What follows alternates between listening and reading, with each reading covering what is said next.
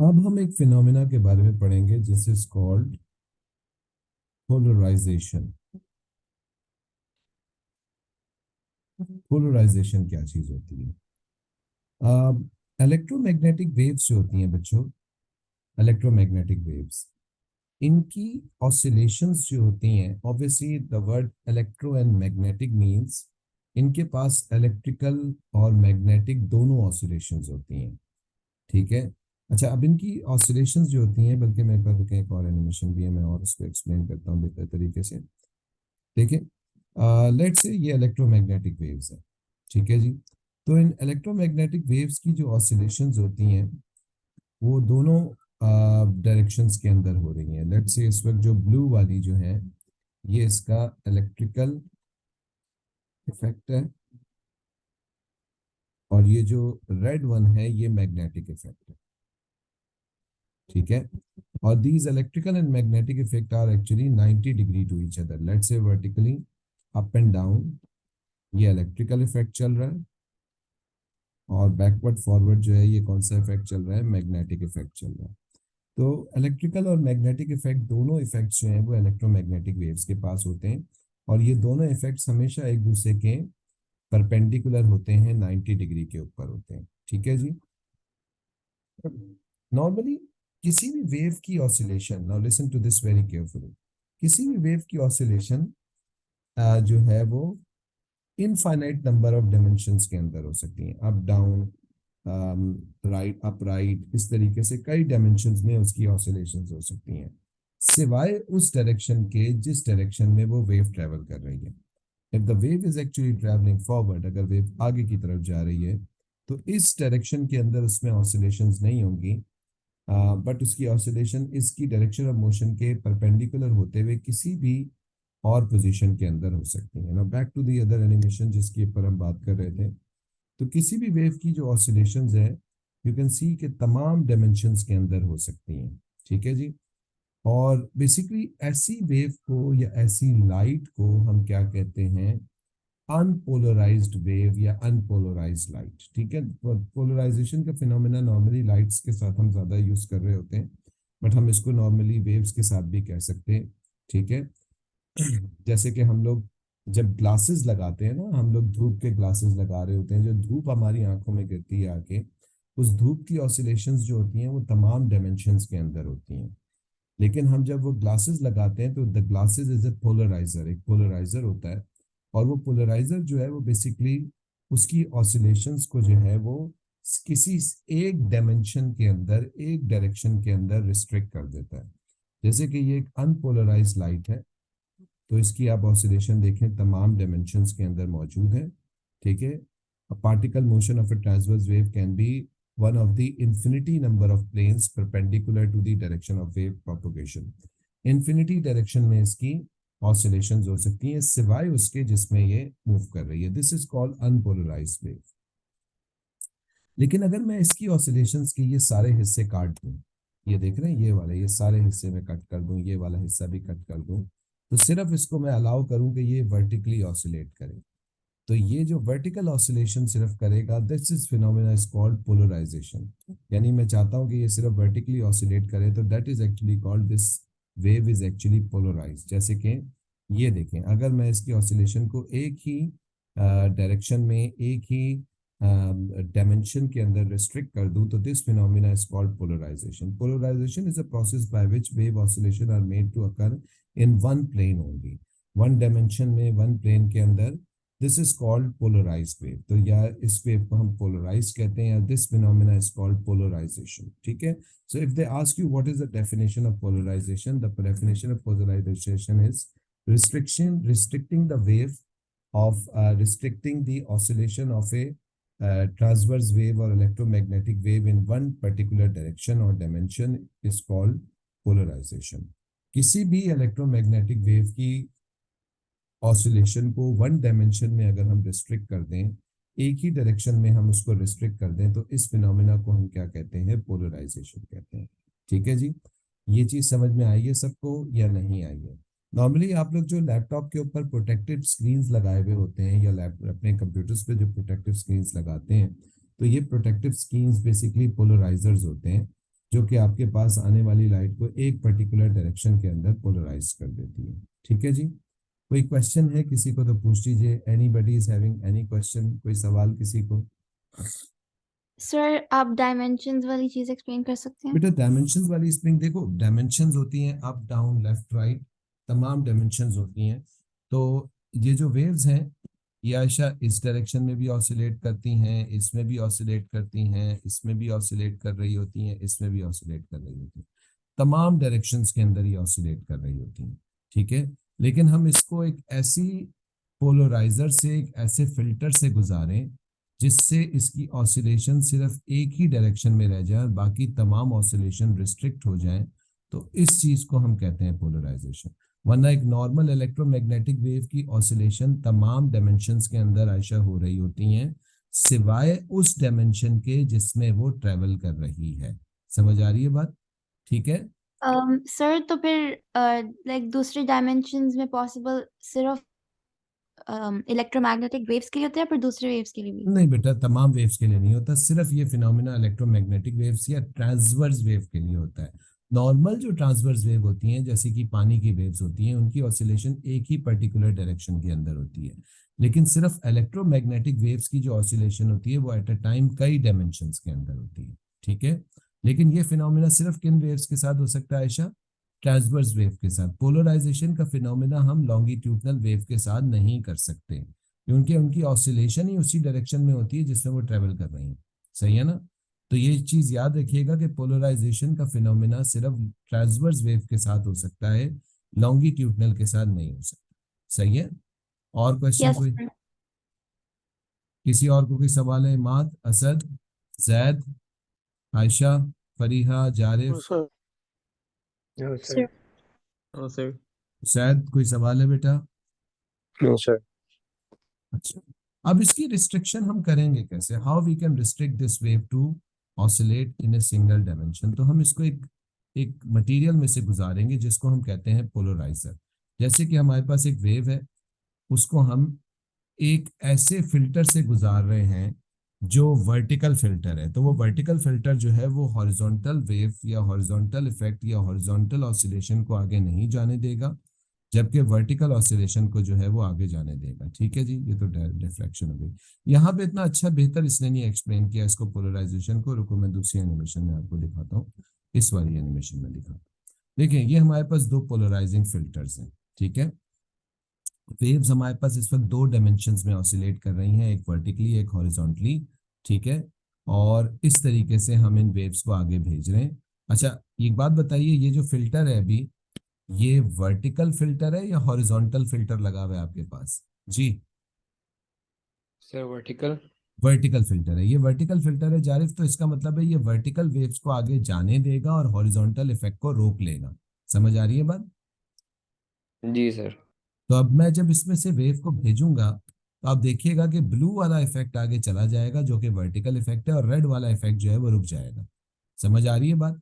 Even though मैं इसको एक और फिल्टर से पास करूं तो तब भी सिर्फ कौन सा इफेक्ट ही रह जाएगा? ब्लू इफेक्ट, क्योंकि अगला फिल्टर भी हमारे पास कौन सा है? वर्टिकल फिल्टर है। ठीक है। लेकिन मुझे एक बात बताओ, अगर मैं इस फिल्टर को रोटेट करूं, पहले वाले फिल्टर को रोटेट करूं असद, इस वक्त ये वर्टिकल फिल्टर है, अगर मैं इसको रोटेट कर दूं 90 डिग्री के ऊपर, तो ये वर्टिकल फिल्टर किस में कन्वर्ट हो जाएगा? हॉरिजॉन्टल में। जब ये हॉरिजॉन्टल में कन्वर्ट होगा तो ये बताओ कि कौन से इफेक्ट को आगे जाने देगा और कौन से इफेक्ट को आगे नहीं जाने देगा? सर मैग्नेटिक को आगे जाने देगा। बिल्कुल सही है। यानी अब देखो रेड वाली आगे जा रही है, देख रहे हो? जी, देख रहे हैं बच्चों ये? तो हमने क्या कर दिया कि इसको, पहले हमने इस वेव को, अब मेरे वर्ड्स को सुनना ध्यान से, पहले मैंने इस वेव को, ये इस वक्त कैसा पोलराइज्ड है? ये वर्टिकल प्लेन पोलराइज्ड है ये। ठीक है। This is called vertical plane polarized, क्योंकि अब हमने हॉरिजॉन्टल वेव को रोक के वर्टिकल वेव्स को आगे जाने दे रहे हैं। तो this is called vertical plane polarized. लेकिन अगर मैं ये फिल्टर्स घुमा दूं और इसको ऐसे कर दूं तो इस वक्त ये कैसा प्लेन पोलराइज्ड हो जाएगा? This is actually what we called horizontal plane polarised. जी, समझ में आई है ये चीज? या नहीं आई? Yes, sir. अच्छा, वर्टिकल में हमने कौन सा इफेक्ट एब्जॉर्ब कर लिया था? मैग्नेटिक। और हॉरिजॉन्टल में हम कौन सा इफेक्ट एब्जॉर्ब कर रहे हैं? इलेक्ट्रिक, है ना? अच्छा जी, जैद साहब, अगर मैं इस पहले वाले फिल्टर को हॉरिजॉन्टल से वर्टिकल कर दूं और दूसरे वाले को हॉरिजॉन्टल ही रहने दूं तो क्या होगा?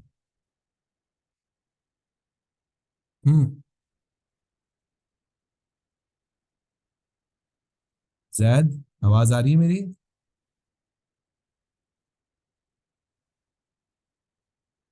जैद कुछ नहीं आ रही। जारिफ, जी आवाज आ रही सर। है? बेटा, मैं अगर पहले वाले फिल्टर को वर्टिकल कर दूं और दूसरे वाले को हॉरिजॉन्टल कर दूं तो बताओ इसका क्या इफेक्ट होगा? सर कुछ इफेक्ट नहीं होगा, कुछ ही नहीं आएगा सर, बस। बिल्कुल सही है। आपके पास दोनों ही डायमेंशंस के अंदर वेव स्टॉप हो जाएगी, तो आपके पास वेव आगे ही नहीं जा पाएगी। समझ रहे हो बात को? जैसे कि फॉर एग्जांपल, मैं एक बड़ा बेवकूफाना सी एग्जांपल देने लगा हूं, लेकिन फिर भी सुनिएगा। लेट्स से मेरे पास एक ग्लासेस है, ये मेरे ग्लासेस हैं, ठीक है? और ये पोलराइज्ड ग्लासेस है, ठीक है? अच्छा, ये वाले ग्लासेस जो हैं ये वर्टिकली पोलराइज्ड है, सही है? यानी ये वर्टिकल ग्लेयर हैं, वर्टिकल इफेक्ट को देते हैं और हॉरिजॉन्टल इफेक्ट को काट देते हैं। मेरे पास एक और ग्लासेस हैं, ये वाले ग्लासेस जो हैं ये हॉरिजॉन्टली पोलराइज्ड हैं, ठीक है? अच्छा, मैंने क्या किया, मैंने पहले ये वाले ग्लासेस लगाए, ए वाले, और फिर बी वाले लगाए, और मैं धूप में निकल गया। बताओ मुझे क्या नजर आएगा? जी, कुछ भी सर कुछ नहीं। कुछ भी नहीं नजर आएगा। बिल्कुल सही है, क्योंकि मैं वर्टिकल को भी नहीं देख रहा हूँ और हॉरिजॉन्टल इफेक्ट भी मेरे पास पोलराइज्ड हो रहा होगा। समझ में आ रही है? जी, हाँ भाई, क्लियर हुई है ये चीज? नहीं। Yes, sir. अच्छा जी। जी पर जी, जारिफ कुछ पूछ रहे हो? नहीं सर, क्लियर है, वो बता रहा था। अच्छा जी। फरिया बेटा, एनी क्वेश्चन? No, sir. अच्छा जी, अब एक छोटी सी चीज कंसिडर करो, हमारे पास एक लाइट थी, वो अनपोलराइज थी। दिस इज अनपोलराइज लाइट, तमाम डायरेक्शन में इसकी ऑसिलेशंस हो रही थी। हमने इसको ट्रांसफर किया एक फिल्टर के साथ, ये फिल्टर ऐसा, ठीक है?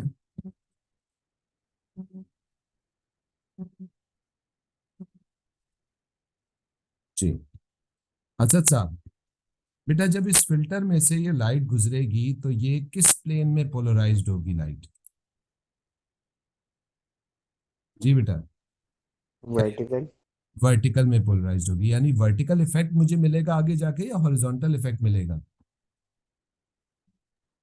हॉरिजॉन्टल। हॉरिजॉन्टल है बेटा, वो इफेक्ट।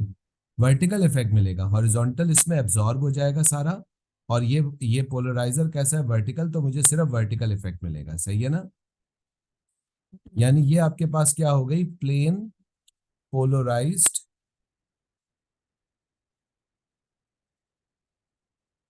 लाइट हो गई। असद, समझ में आई ये बात? जी सर। अच्छा, कंसिडर करो असद, इस वक्त जो इसकी इंटेंसिटी है, इंटेंसिटी वो कितनी है? आई नॉट, ठीक है? इंटेंसिटी कितनी है इसकी? आई नॉट। इस लाइट को मैंने फर्दर एक पोलराइजर से पास किया। अब मेरी बात को ध्यान से सुनना, लेकिन ये वाला पोलराइजर जो है ये थोड़ा अजीब सा पोलराइजर है, और ये थोड़ा सा यूं फिल्टर बना हुआ है ऐसे, देख रहे हो? तो ये वर्टिकल से कितने एंगल के ऊपर है? ये वर्टिकल से 20 डिग्री के एंगल पे है। अब मुझे एक बात बताओ, जब लाइट इसमें से पास करेगी तो क्या सारी की सारी लाइट एब्जॉर्ब हो जाएगी या वर्टिकल का थोड़ा बहुत इफेक्ट आगे जाएगा? जी, थोड़ा सर बहुत effect आगे थोड़ा जाएगा। बहुत। बिल्कुल सही है। जो थोड़ा बहुत इफेक्ट या थोड़ी बहुत इंटेंसिटी जाएगी वो होगी आई। इनिशियल इंटेंसिटी कितनी थी? इनिशियल कितनी इंटेंसिटी थी? आई नॉट। और इस पोलराइजर में से पास करने के बाद इसकी फाइनल इंटेंसिटी कितनी रही? कितनी रही? आई। आई नॉट और आई का मैंने रिलेशन बनाना है। आई नॉट और आई का रिलेशन होता है I is equal to I not cos square theta. ये इस फॉर्मूले से निकलेगा। फाइनल इंटेंसिटी बराबर है initial intensity multiply by cos square theta, जिसमें थीटा जो है ये पोलराइज्ड एंगल होगा। समझ में आ रही है? तो अगर हम एक प्लेन पोलराइज्ड लाइट को एक फर्दर पोलराइजर से पास करें जिसमें उसकी पोलराइज्ड इफेक्ट के कोई एंगल के ऊपर पोलराइजर लगा हुआ हो, तो जो इंटेंसिटी हमें बाहर मिलेगी वो इंटेंसिटी इनिशियल इंटेंसिटी से कम होगी, डिफरेंट होगी। फाइनल इंटेंसिटी अगर हमें निकालनी है तो उसका क्या फॉर्मूला है? फाइनल इंटेंसिटी निकालने का फॉर्मूला है I is equals to I not cos square theta. This is called Malus's law. इसको एक्चुअली में हम कहते हैं मॉलिसिस लॉ, लेकिन हमारे सिलेबस में इस नाम से नहीं है, तो हम बस सिंपल इस इक्वेशन को लिख लेंगे I is equals to I not cos square theta. Is that clear everyone? ये बात समझ में आई है या नहीं आई है? Sir I not initial intensity जी है जी ना? बिल्कुल बेटा, आई नॉट इनिशियल इंटेंसिटी है, आई फाइनल इंटेंसिटी, और किस रिलेशन से ये डिक्रीज हो रही है? कॉस स्क्वायर थीटा के। ठीक है, कॉस थीटा होल स्क्वायर नहीं होता क्योंकि एंगल पे कभी स्क्वायर नहीं आता, हमेशा फंक्शन के ऊपर स्क्वायर जाता है। ठीक है ना जी? और कोई क्वेश्चन किसी को? जी बच्चों, जारिफ, फरीहा, कोई सवाल? नो नहीं सर। सर।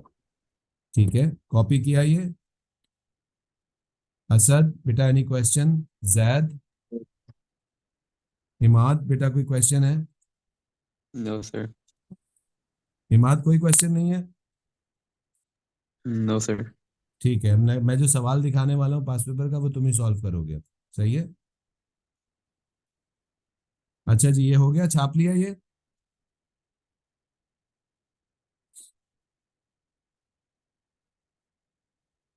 जी बच्चों, छाप लिया इसको? जी सर। जी ठीक है सर। जी। इमाद साहब, सवाल देखिए, आंसर बताइए। When a plane polarised light, एक ऑलरेडी प्लेन पोलराइज्ड लाइट है, उसका एम्पलीट्यूड कितना है? A. Is passes through a polarising filter as shown, the amplitude of the light emerges A cos theta. जो एम्पलीट्यूड बाहर निकला है उसका एम्पलीट्यूड कितनी है? जो इंटेंसिटी बाहर निकली है A cos theta. The intensity of the initial beam is I. Starting में इनिशियल इंटेंसिटी कितनी थी? आई।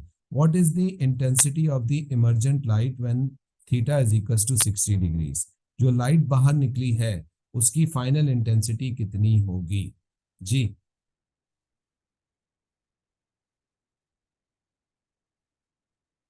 इमाद साहब, क्या आंसर होगा बेटा?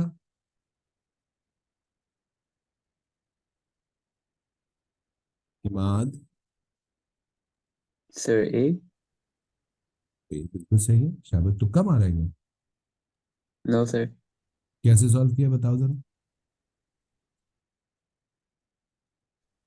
Sir, intensity of light is proportional to square of amplitude.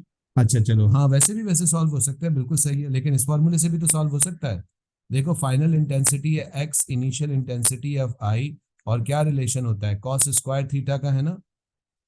तो बेसिकली क्या करना है? कॉस 60 ले लेना है और उसका फिर होल स्क्वायर कर लेना है ना। तो कॉस 60 का होल स्क्वायर क्या होगा? जी, क्या आ रही है वैल्यू? 0.25। वही आ रही है वैल्यू। या आपने मेरे ख्याल है दूसरे तरीके से किया है, आपने उसका एम्पलीट्यूड स्क्वायर वाला रिलेशन लगाया है ना। Yes, sir. हाँ, बात एक ही है क्योंकि एक्चुअल में ये फॉर्मूला बना ही इस रिलेशन से, एम्पलीट्यूड स्क्वायर वाले से। सही है ना जी? क्लियर है भाई ये? जी सर क्लियर है। अच्छा, इसके कुछ और क्वेश्चंस हम करेंगे नेक्स्ट क्लास के अंदर। CRO आज हमारा रह गया है, कोई मसला नहीं है, लेकिन हम इसके कुछ और क्वेश्चंस करेंगे नेक्स्ट क्लास के अंदर। फिर नेक्स्ट क्लास में CRO करेंगे, फिर CRO के कुछ क्वेश्चंस करेंगे, कुछ पास पेपर्स वगैरह और करेंगे। फिर उसके बाद मोस्ट प्रोबेबली हम उसके बाद वाली क्लास में फिर सुपर पोजिशन को स्टार्ट करेंगे। ठीक है, कुछ इलेक्ट्रोमैग्नेटिक वेव्स के सवाल भी करवाऊंगा और उसके बाद फिर मैं सुपर पोजिशन के ऊपर मूव करूंगा। किसी को कोई आज की क्लास में कोई सवाल है तो पूछ लो। असद, आयशा, इमाद, फरीहा, जारिफ, उसैद, बेटा any questions? No sir. No, sir. No, sir. जी फरीहा बेटा एनी क्वेश्चन? No, sir. ठीक है जी। अच्छा, चलें यहाँ आज की क्लास को हम स्टॉप करते हैं, ठीक है। और ये वेव्स वाली बुकलेट 3 आप सबके पास है, ये भेजी थी मैंने, जी सर। ठीक है। इससे क्वेश्चंस स्टार्ट करें, वेव के जो टॉपिक के सेपरेट क्वेश्चंस दिए हुए हैं उनको क्वेश्चंस को स्टार्ट करें, एमसीक्यूज को फिनिश करें, थ्योरी के क्वेश्चंस को फिनिश करें, जल्दी जल्दी इसके पास पेपर्स करें, ठीक है। जितना इसको लिंगर ऑन करते जाएंगे आप लोग, उतना ज़्यादा जो है ये आपके लिए मुश्किल होता जाएगा। नेक्स्ट क्लास में मैं इसके पास पेपर्स मैक्सिमम आप लोगों को करवाऊंगा, ठीक है भाई। टेक केयर एवरीवन, अल्लाह हाफिज। अल्लाह हाफिज।